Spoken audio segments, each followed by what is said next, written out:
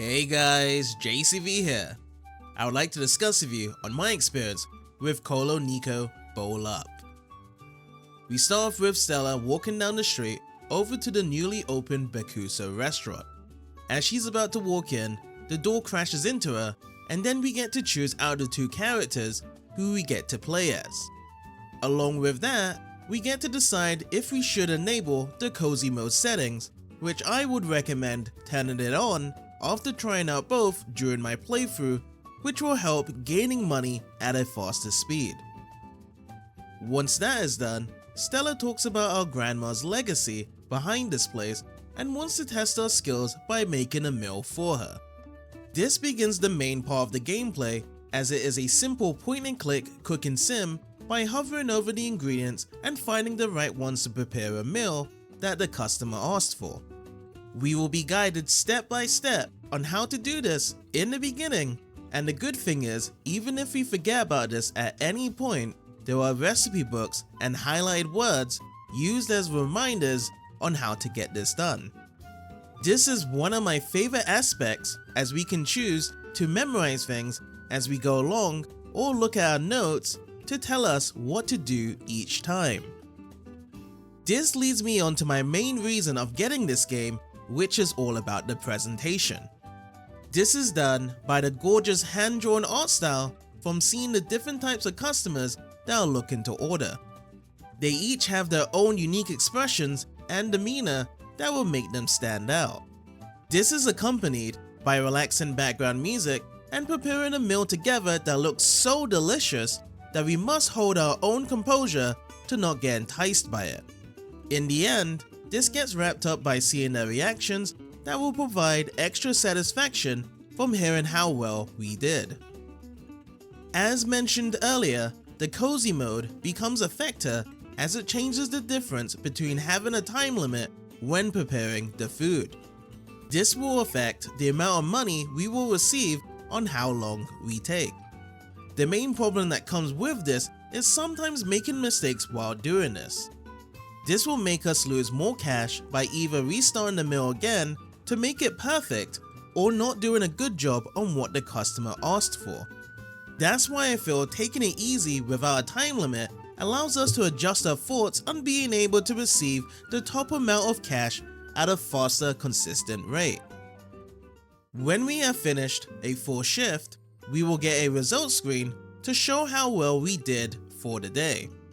This moves into the nightlife, as we will be able to do multiple things until we decide to move on to the next day. One of these things will be having night chats with our co-worker Cassie and the other restaurant owners. We get to interact with them on a personal level on how they are doing, and it builds up our friendship meter. There are other ways to grow that meter by hanging out with them on our day off, as we get to experience many different locations around town while connecting on a deeper level with them. Once the friendship meter has reached its limit, then we can access into a deeper bond, which helps out dealing with their personal problems even further. There are rewards for these in the end that help greatly to make better progression in the story, such as buying new ingredients or unlocking new recipes to gain better profit for our shop. As we progress on, we get introduced to the Meatball Brawl events, which is a competition for two restaurants to compete against each other on who can make the best meal. Much like preparing the meals on our shifts, the main difference to how this works is by having a turn-based system with a number of actions we can do each turn. This allows us to plan on what ingredient will help us gain the most appeal to the judges, along with bonus points from what the crowd would like to see. Also, each action we make goes into a mini-game event that is timing ourselves to press the button or move the cursor to a point until it is finally done. They are pretty easy to do, as it really boils down to who can make the best choices for the results in the end. These events are the most important part to make story progression by climbing up the ranks that will introduce us to new characters and the current problems that come along with it.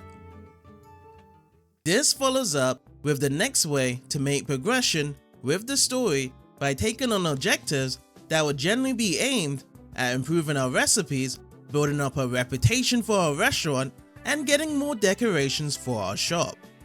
This can be done by working more shifts and buying these in Ume's shop. Once they are completed, the next day will lead into dialogue of having the attention of the next challenger that will face us in a meatball brawl event to climb up even further. At first, it took me a few days of fulfilling these objectives by working every shift possible until a couple of chapters later, on which I was able to buy everything I can to get every objective already completed. Another thing that helped me achieve faster progression later on was during the festivals. Sugar will ask us if we want to do them every Saturday, which will have a certain condition we would need to meet when preparing the meals for the customers. In addition, there will always be 5 customers on these days as opposed to just 3 from the early game shifts. That adds in more profit given to us. If we meet all these conditions in the end, then we are rewarded with extra items that will all be useful to complete our goals. Lastly, I completed the game in around 21 hours, as most of it came from working shifts on trying to make every meal perfect. This also comes into effect with each new chapter, as there is always something new to be added by making new recipes, which in turn takes it even longer to prepare meals and building up new relationship with characters that adds extra value to the plot of what's waiting for us in the end. At times, it can feel like a grind by completing these objectives and starting to see the repetitive dialogue from reoccurring characters, but the main story will always keep us back on track to give us something new to look forward to. Overall, KuloNiku Bowl Up is a great game by creating a charming art style along with an easy to follow cooking system that makes it easily accessible to anyone. If any of you guys have any experiences with this game, feel free to share in the comments, and I hope you have a wonderful day.